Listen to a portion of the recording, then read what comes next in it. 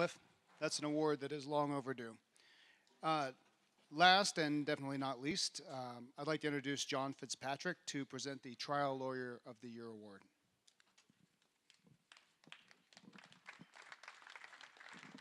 Thank you.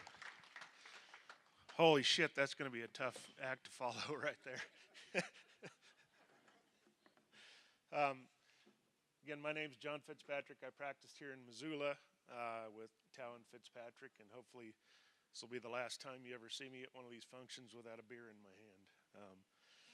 I'm honored to introduce the next award recipient for the award of Trial Lawyer of the Year to my friend and law partner and past MTLA president, Jamie Tao.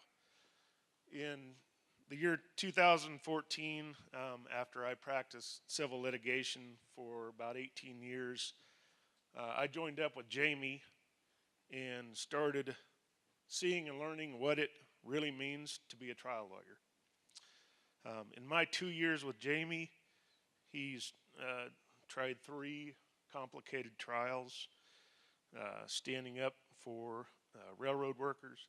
2 of those involved injured railroad workers, and 1 was a whistleblower case. He obtained favorable verdicts in both personal injury cases, and we're still waiting for a decision on the whistleblower case. In his most recent trial, which was in March of this year, Jamie went into one of the toughest venues in this state, in Livingston, Montana, representing an injured railroad worker, and battled through some of the worst defense tactics that I'd ever seen or heard of. And Jamie was able to win a very favorable verdict for his client in that case. In addition to the jury trials, in the short time that I've been working with Jamie, he's won or been instrumental in 2 appellate decisions that have resulted in important law on the subjects of defense misconduct, preservation of evidence, continuing tort, and the statute of limitations.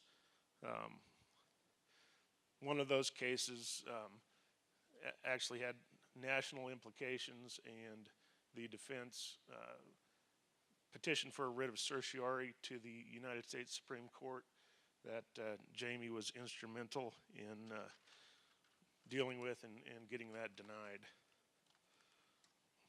As any of you who know or have worked with Jamie know, he is an absolute warrior for his clients and our causes before, during, and after trial. With that, it's my great honor to present Jamie with a well-deserved recognition of Trial Lawyer of the Year. Thank you.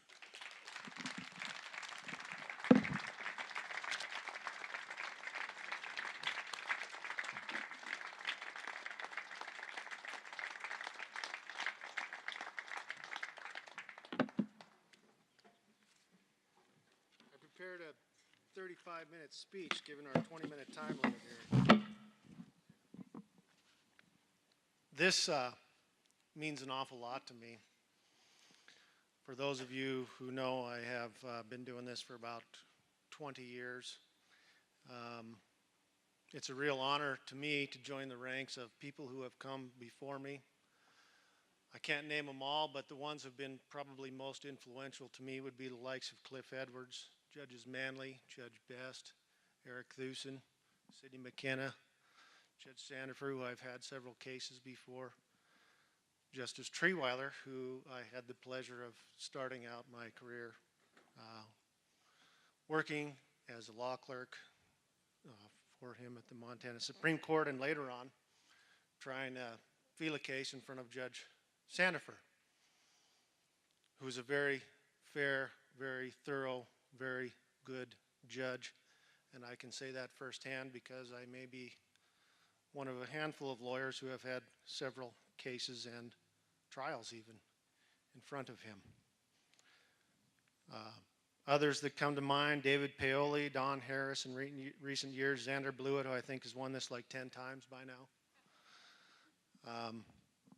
For me, it's an honor. I'm very humbled by it. It's been a long path to get here, and what I really want to tell you about is the case I tried back in March in Livingston, where I was basically brought in as a co-counsel from a law firm in Arkansas, and I want to make a lot of jokes about that, but I'm limited on time.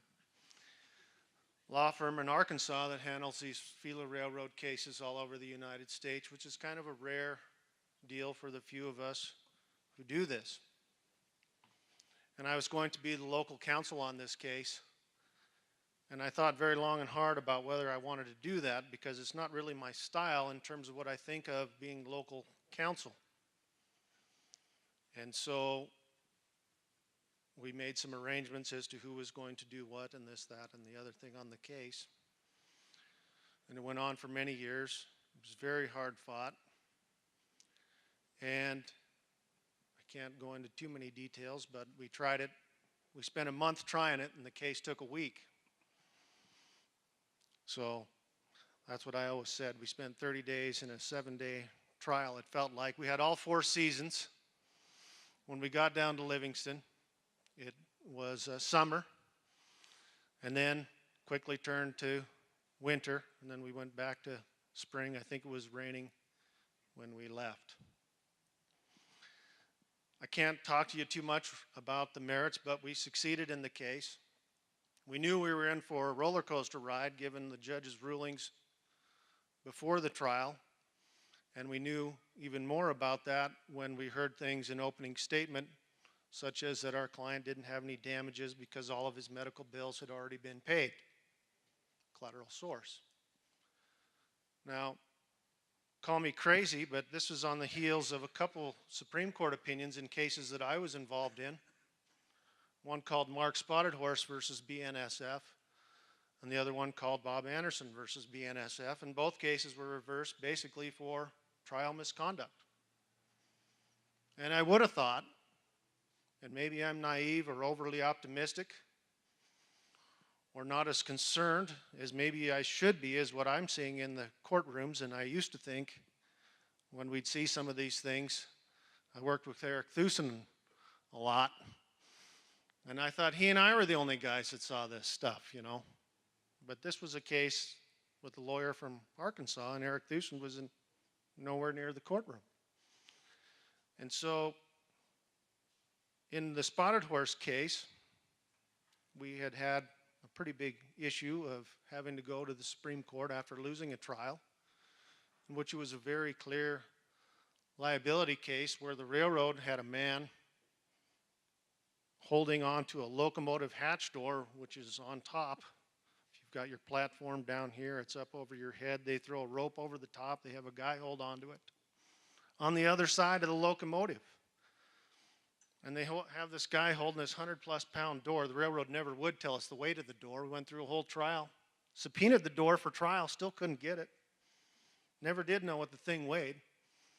But the man drops the door on our client's head. And we thought he had a pretty severe head injury. But this is the same Arkansas lawyers who are doing these cases all over the country, and they called me on this case, and I said, oh boy, I'm excited about this. You know why? Because I've done these cases. They got 6 video cameras in the Haver Diesel shop. This whole thing is captured on 6 cameras. You got 3 on that end of the stalls, you got 3 on that end. I thought, finally, I can walk into a courtroom and play a video and sit down, and as Cliff would say, shut up, right? Well, you know what happened with that video? Went missing, of course. The railroad had every excuse under the sun for that. And I'm up here, so I have to give them a black eye a little bit. Now, this is a company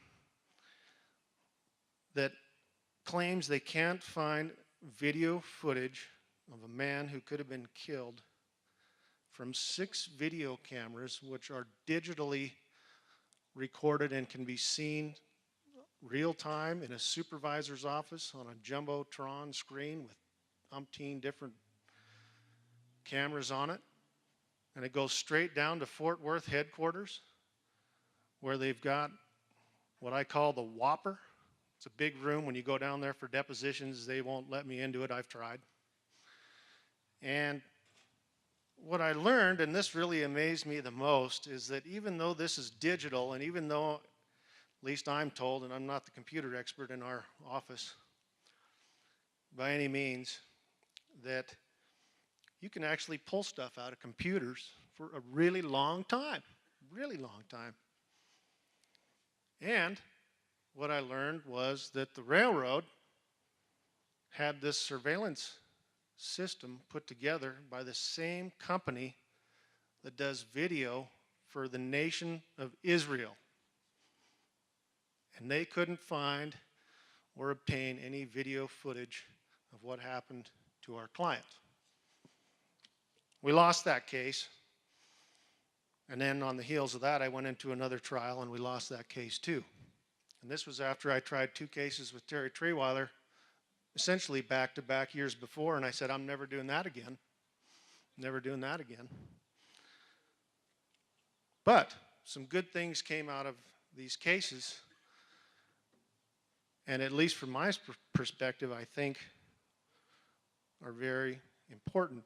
And I'd commend you to read what Justice Wheat wrote in his concurring opinions in the Anderson and Spotted Horse cases. And I hope none of you have to see violations of orders in limine on collateral sources, issues with destruction of evidence and spoliation of evidence in your travels to try to obtain justice for your clients. Because, as I was raised, and I want to give thanks here, you're supposed to do what's right. And I want to start my thank yous by thanking my mom and dad who came up here from Billings.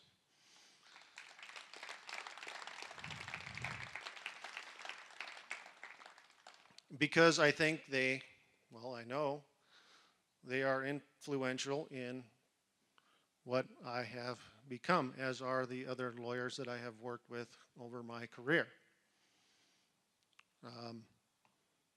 For those of you who don't know, I didn't know this until today myself. My dad was in the first graduating class from what is the old law school that we know used to be over here. He said he was the first graduate from this building, and I looked at him like he was crazy because this building wasn't here when I graduated.